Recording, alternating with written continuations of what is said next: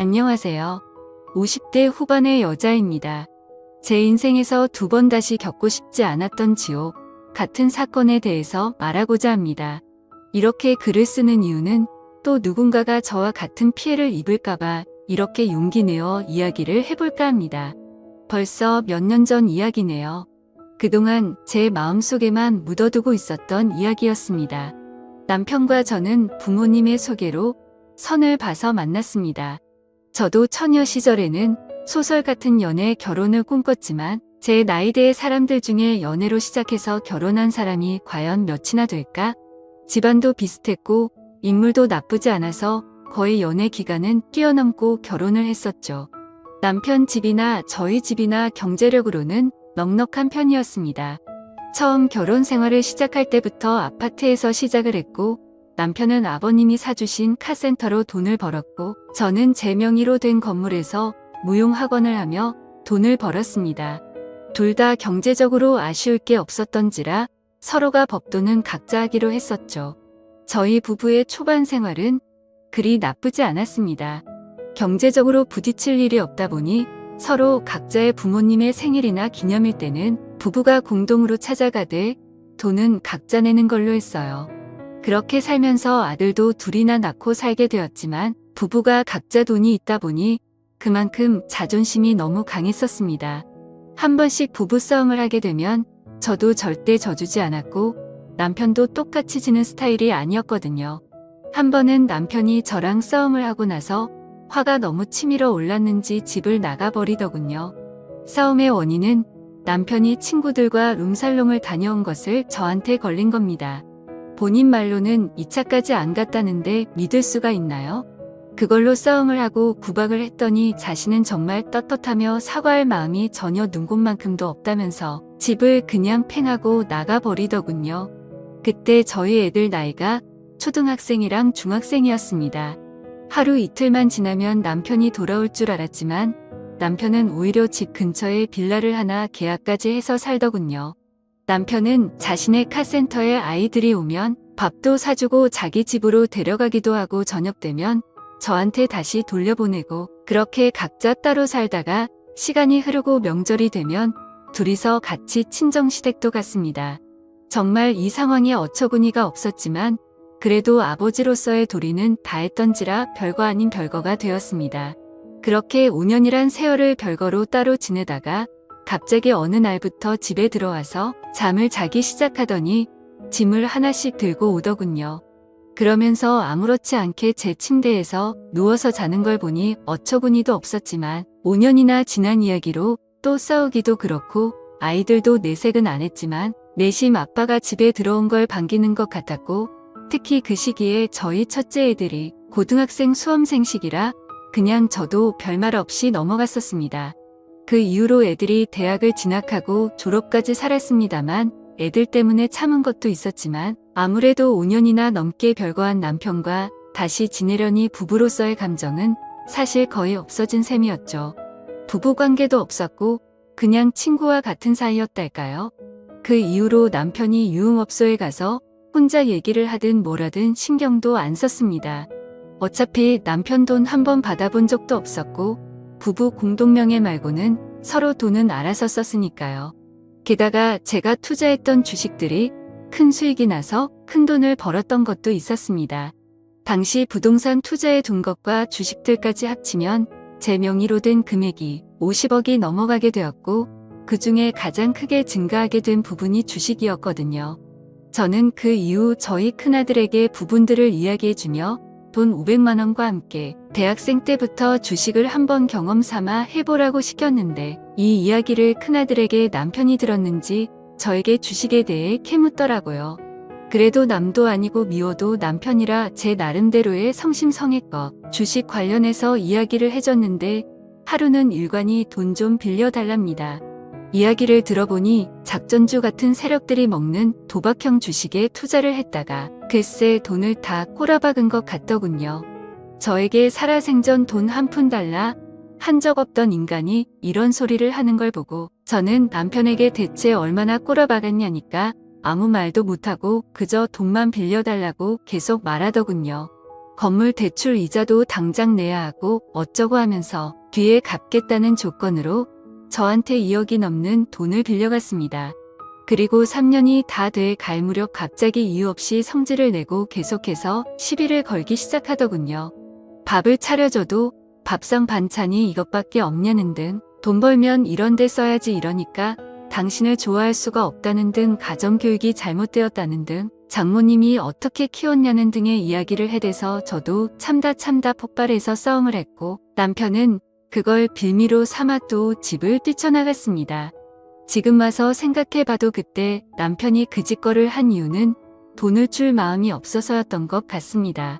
결국 그렇게 집을 나간 남편은 11년이 넘도록 집을 들어오지 않았습니다.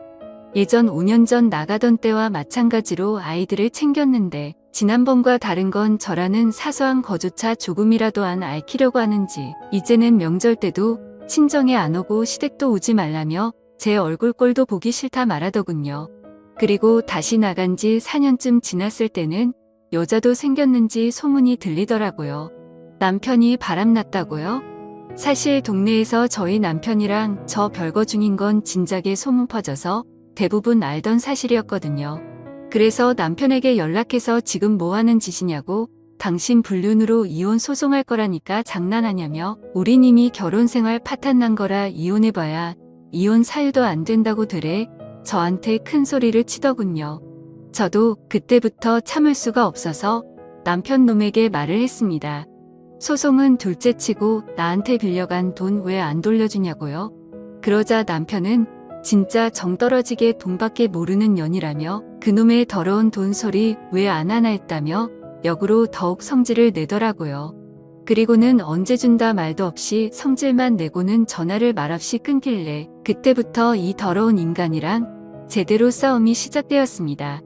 돈을 받으려는 저와 안 주려는 쓰레기 남편 이 인간은 계속 부부끼리 빌린 돈은 안 갚아도 된다며 대째라고 하더군요. 그러면서 시댁에는 제가 정신병이 있는 돈만 밝히는 여자라고, 자기는 돈을 이미 다 갚았는데 정신병이 있어서 매번 자기만 보면 돈 달라 한다며 절 아주 이상한 여자로 주변 사람들에게 소문을 내놓았습니다. 시댁은 전화와서 저한테 말하길 왜 자꾸 이 남편을 괴롭히냐고 오죽하면 자기 아들이 멀쩡한 집 놔두고 뛰쳐나가서 살겠다는 말에 순간 저도 빡쳐서 바로 시댁에 가서 통장 내역도 닦아 발라서 보여주며 저는 남편한테 돈을 받은 게 전혀 없다고, 그 큰 돈을 받았으면 내역이라도 있어야 될 거 아니냐고, 저 일깔 돈 주기 싫어서 거짓말하는 거 안 보이냐니까 자기들은 모르겠답니다. 남편 놈은 옆에서 계속 그 큰 돈을 현금으로 줬다며 제가 세금 문제가 있으니 어쩌고 저쩌고 하면서 진짜 말도 안 되는 소리로 돈을 받아갔다네요. 저도 너무 화가 나 그 다음 날부터 작정하고 남편 카센터에 가서 이것저것 써붙이고 장사를 방해하며 돈 내놓으라고 시위를 했습니다. 그걸로 보름가량 싸웠을까요? 제가 으름장을 놨어요.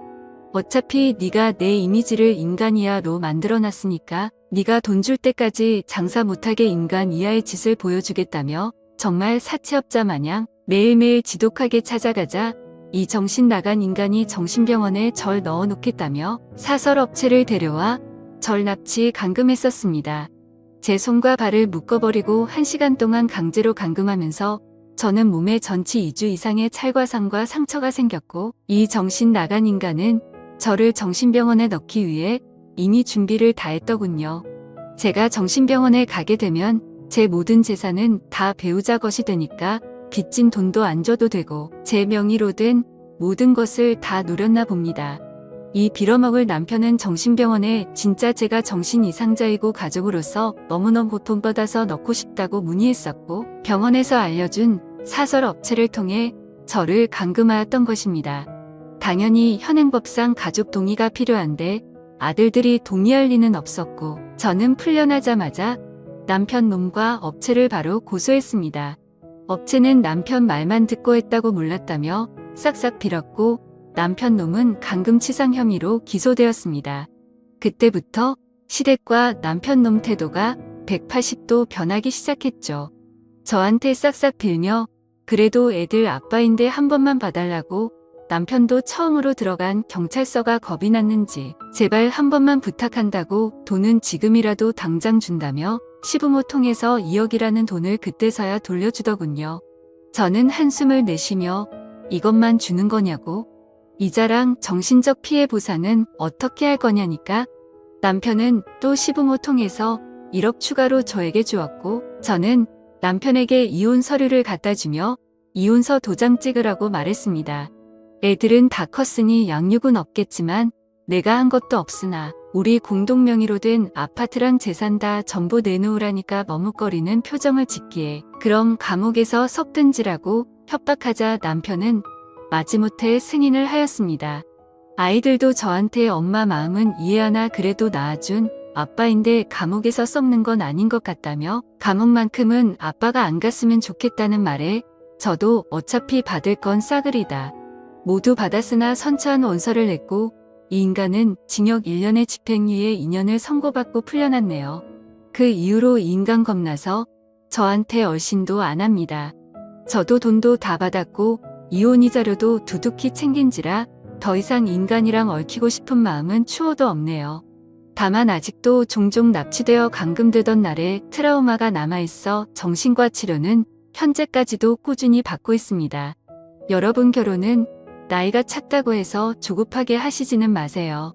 정말 인생의 반쪽은 신중하게 잘 구하셨으면 좋겠네요. 다들 행복하세요.